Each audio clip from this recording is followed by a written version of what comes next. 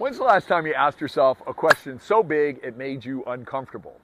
Here's one of my favorites. I like to ask myself, if I were God, and I mean this as a thought experiment, what values, principles, and energy would I want flowing through me to permeate my creation?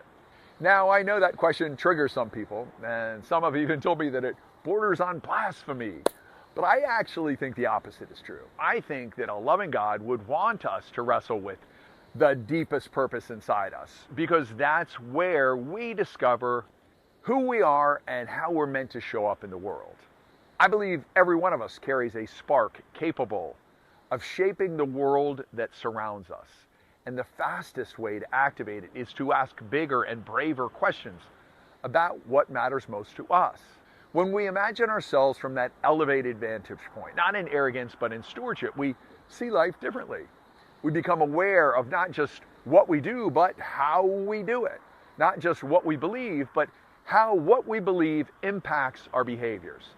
So that's our invitation, to consciously choose the energy that moves through us rather than reactively living from habit, stress, or survival mode. So when I ran this thought experiment personally, recently, here's what came to me. If I were God designing a universe, I'd want it filled with curiosity, compassion, courage, truth, presence, and joy. I'd want people to create, to connect, to grow, and to lift each other up. I'd want them to optimize their energy, live with purpose, and use their gifts in ways that ripple positively outward for decades. Every time I do this exercise, it clarifies how I'm supposed to live today with my family, my work, my health, and my community here in Palm Beach Gardens. When we align our lives with the values we would choose if we were designing the whole universe, it elevates the importance of our choices. We feel more grounded, more energized, more connected, more intentional, and start living from our highest potential instead of our habitual hurried selves. And our lives then are filled with flow.